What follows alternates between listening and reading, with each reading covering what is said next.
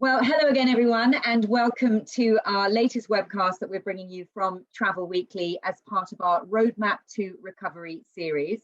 And I'm absolutely delighted today to be joined by Josh Leibowitz, who is, of course, the president of luxury line Seabourn. He's joining us all the way from the States. So welcome, Josh. How are you? I'm doing great. Nice to see you. Well, it's a really great week, isn't it? Because obviously this week you announced that you are going to be restarting sailings this summer in the Mediterranean. Very exciting. It's obviously something we've been all waiting for. Now you've got a couple of 7-night itineraries from Athens, but I know you're going to know much more about it than me. So why don't you tell us a little bit about it, Josh? Absolutely. I'm happy to. And first, I hope everybody is doing well and is safe at home. And I'm sure everyone's anxious to hear the latest guidance on travel. The UK market is an incredibly important market for Seabourn. It represents a significant part of our sourcing. And so it's great to be here with you and with guests and travel advisors together right now talking about summer sailings. We are opening for sale for Greece for July 3rd sailings.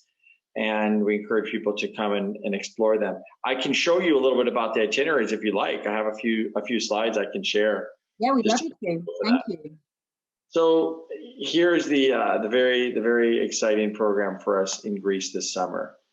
We have 2 different 7-day round trip options. This is the first, and as you can imagine, this one starts July 3rd. With Seabourn, we're able to get into these small ports.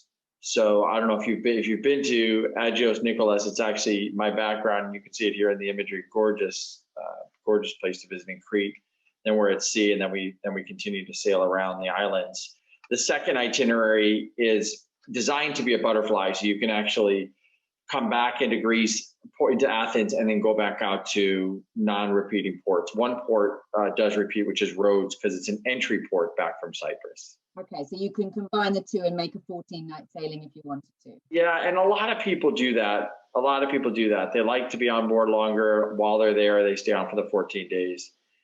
I want to highlight something that I think people are really going to enjoy this summer, which is the Marina Day. And if you've been on Seabourn before, you know this is really one of the highlights, which is the opportunity for the ship to open up its back door there, that little garage there in the back, and enjoy a wonderful day being out on the water with all sorts of paddle boats and paddle boards and water skis and banana boats. This is typically a real highlight for people coming on Seabourn. Yeah.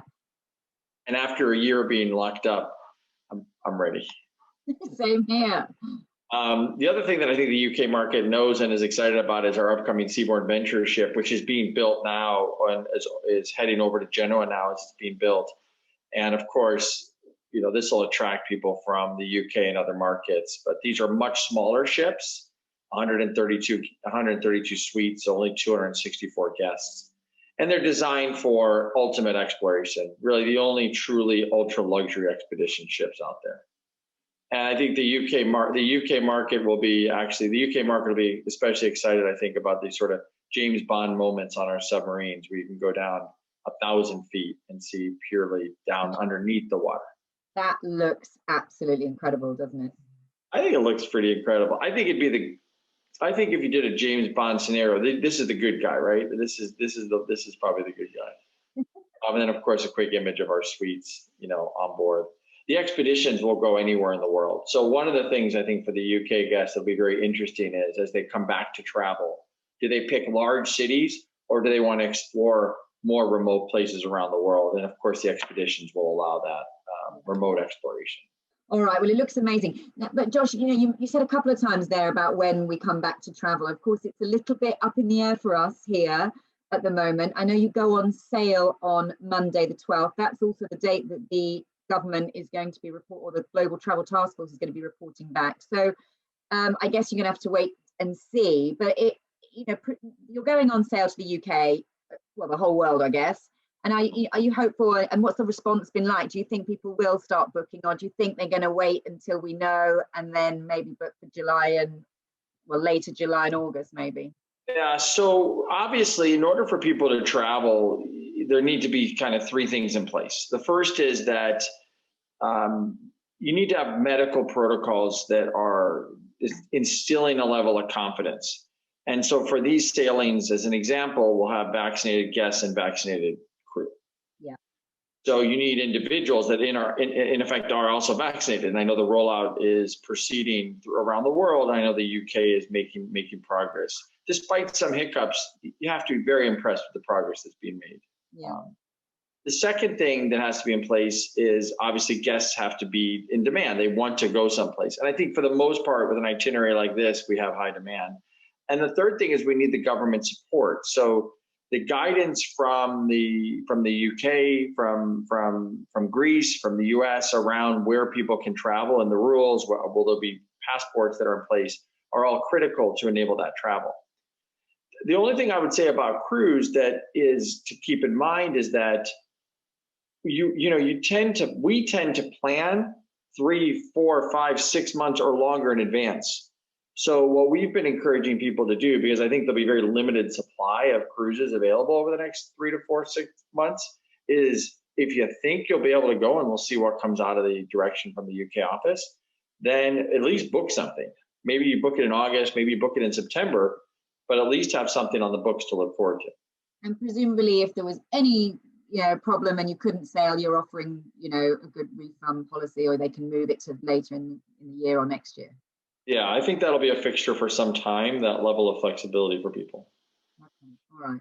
I mean, you mentioned that capacity might be a bit limited, but where it's not limited at the moment is around the UK, because we've got lots and lots of cruise lines that have been, they're going to be bringing ships to sail around Britain for the summer. Is that not something you wanted to join in on? You're not going to bring a ship here? Well, at first I thought, somebody's having a party and, were we invited? We looked at it. There is a significant amount of volume moving in, isn't there? You know what? The Seabourn experience tends to be a longer voyage. It tends to visit places further off. And so our strategy is to find places we can sail from, like Greece as an example.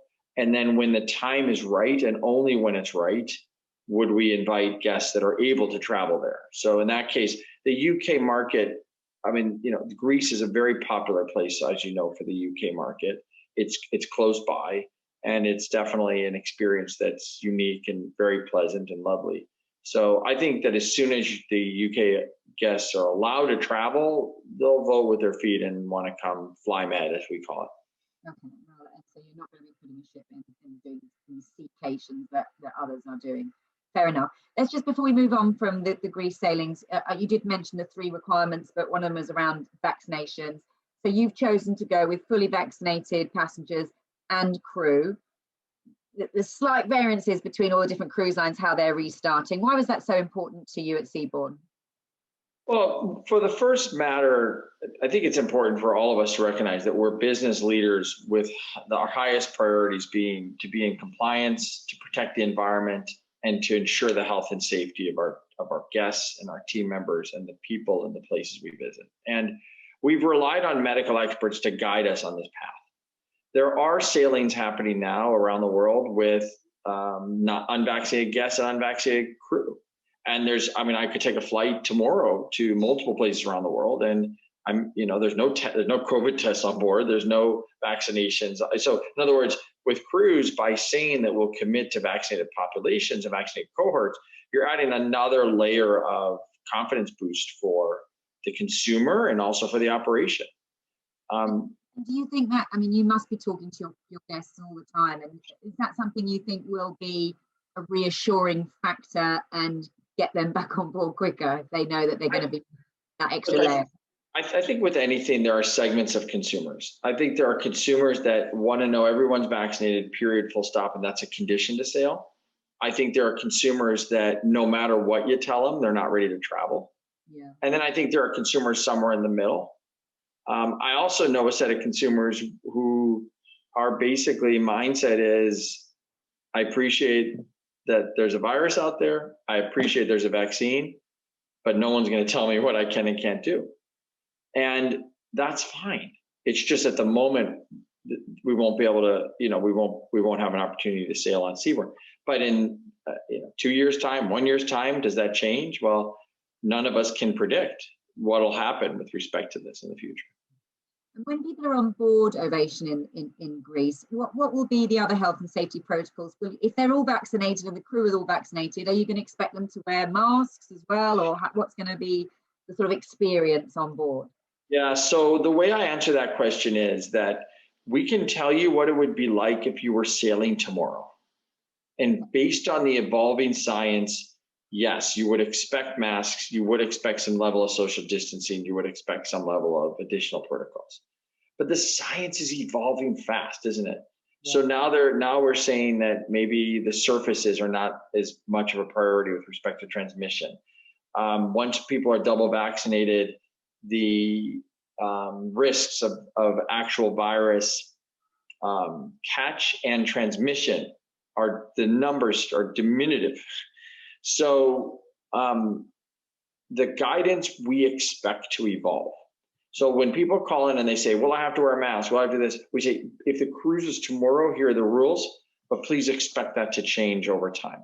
Yeah, and actually it's several, July, I know it's still quite, in the scheme of this pandemic, as you say, where things move so rapidly, I mean, a lot could change, couldn't it, by July the 3rd?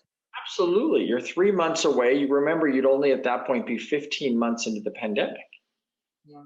With vaccines on our side, but who knows how that'll evolve, how long immunity will last. I mean, there's so many factors that are at play, and we have to be flexible, and everyone has to be flexible. Yeah. And how are you going to, I mean, you talk about, having to deal with all the governments, and clearly you've been liaising with the Greek government. They're very keen for you to start, I'm sure, very keen to have tourists back. How are you going to manage your ports of call and your shore excursions and be confident that not just your ship is safe, because it sounds like you're doing everything there, but obviously for your shore excursions into all these fantastic little places that you're going to be visiting? Yeah, so again, with vaccinated cohorts, you have a lower % chance of somebody catching the virus. And then as far as transmission goes, I think the science and jury is still out. But if it's transmission to someone else that's vaccinated, then of course you have another low chance. You're multiplying small probabilities times small probabilities. So as it relates to the shore excursions, the current guidance we have is there will be a set of destinations where we will have escorted tours. The difference with Seabourn is that many of our guests prefer a smaller excursion anyway. So we offer the 2-person, 4-person private escort in a Mercedes Sprinter. So you're already going to have that. Now Greece is such a place where you want to be outside, you might want to be at the beach, you might want to charter a sailboat, and we'll have all that available for people to do. And candidly, so many people reserve these already through Seabourn, primarily because of the fact that they want that sort of all luxury experience, the vetted ShoreX providers, et cetera. So we'll continue to do that. Okay. All right. Well, we wish you luck with that, but I want to ask you a bit more about the other sort of things that are on sale that I know the British market or the UK travel agents really do get behind for you. And your sailings out of Barbados have been very popular, haven't they, with the UK market? Absolutely. Barbados is a very popular place, and we've seen the bookings, extremely robust bookings out of the UK market for we're currently open for sale in November in Barbados, but you can imagine that we're working hard all around the world to open up sailings in advance of that, and I think the demand will be there. I mean, Barbados is a beautiful place to go any time of year. Of course, it's hotter in the summer, but again, if you haven't been on holiday in a year and a half, don't care what time of year you're going, you just want to go. Yep, exactly. I'd love to spend it. You're putting more capacity in there, though, aren't you? You're putting a bigger ship into your Barbados. No, actually, the ship that we're having in Barbados is the same ship, the Odyssey, that we've had. In the future, we are bringing. We're looking at larger ships, but the thing about Seabourn is none of the ships are that large. I mean, you're talking about 458 guests on the Odyssey class and 600 guests on the Encore Ovation class. So the ship in Greece this summer is a 600 passenger ship. I think that's the other thing is that, we were the first to market with a smaller ship and a smaller luxury ship. And I believe that's going to be very popular with guests. Okay. All right. Well, hope so. We'll see the response, and let's hope there's lots of sales come Monday when it opens for sale. What about you've got this Grand Pacific itinerary, a longer itinerary, and that's selling well as well, isn't it? Oh my gosh. The Grand Pacific itinerary is really special. That's coming straight out of Vancouver down into Sydney. And that, even before opening for sale, the preliminary interest was so high that it's basically not quite sold out, but it's fantastic. You know, and I think that travel agents, I do want to emphasize that for viewers or listeners out there that are travel advisors, I would tell you right now, you've got to get bookings out there because the capacity is very limited. So this is a 2022 sailing. It's 65 days. It's 41 ports. And, you know, it launches September 30th of 2022. From Vancouver to Sydney with stops in Tahiti, we're nearly sold out on that. And so I think if people are just waiting. Sorry, Josh, do you think that's because of the pandemic where people have been saving their future cruise credits and, so things have been held over into 2022 and then you've got the new bookings as well. So you're therefore better sold than you would be normally? I think it's a combination of factors. I really do. First of all, it's an incredible itinerary. I mean, it's yeah, I was like, sign me up. But look, I think that people are anxious to get away. I think that people recognize supply is going to be very limited. You know, I'll give you an example. Holiday is 8 months from now, Christmas. Yeah. I've had this discussion already with my wife and family. Like, we need to start thinking about what we're doing for the holidays, because again, supply is going to be limited and demand is going to be incredibly strong. Didn't we miss already one holiday season? Yeah. So when you say supply is going to be limited, because obviously cruise lines are obviously going to have a phased return to service, aren't they? I know you'd all love to get operating, but even if you wanted to, it's a massive operation, isn't it, to get all your crew back and ships moving again and in the right place. And so I guess it's not going to be an immediate, it's not going to be an on-off switch, is it? It may not be immediate. And also, if you think about 30 million people cruise a year, we've now had a year and several months of no sailing. So that's 30 plus million people trips that have been postponed, avoided, canceled, delayed. So then that demand accumulates. So what normally would be, oh, we went on a cruise last December, this December we're going to do something else. Well, they didn't get to go on last December. Yeah. So then you have people rushing in to say, I want to sail. And are you finding you've got some people making, who might only sail once a year, but they're now booking multiple trips? If people booking multiple trips also because they don't know when it'll open. So they might know that one's going to get cancelled and then. Yeah. And cruise is very unique, unlike any other form of travel, and that you can book. We're opening our bookings up to 2023. So what people are doing is they're saying, okay, let me put a deposit down on a voyage for 2023. And at least, again, I have something to look forward to psychologically. So we're opening more and more opportunities all the way out as far as we can go. Yeah, and we've seen that a lot, haven't we? People putting things on sale much earlier. When are you going to put Europe 23 on sale? Because that I'm sure will be popular with the Brits. Well, we have 2023 on sale through May already. Okay. And then summer 2023 goes on sale very shortly. Okay. Very shortly. So again, the travel advisors listening here, I think just with all thoughtfulness, just to pay attention to the releases, because what we're seeing is that in Seabourn, we do something called a future born, where you can sort of hold, almost like a wait list, but not quite a wait list. And we're seeing, extremely high demand for those. Okay. And as you say, your ships are not massive. So once the cabins have gone, then they've gone, haven't they? So I had to tell everyone, hold a cabin for me, please, before we go on sale, because I'm planning to be in the Med this summer too. I know, it sounds lovely. And I was going to ask you, Josh, of course, and this is the first time we've spoken, but of course you took the helm, didn't you, at the company right in the middle of the pandemic. I wonder what it's been like for you to steer a course through all of this when you're new into the role. And, I guess you would normally have gone around different markets and met the key people, and you've not been able to travel. So how hard has that been?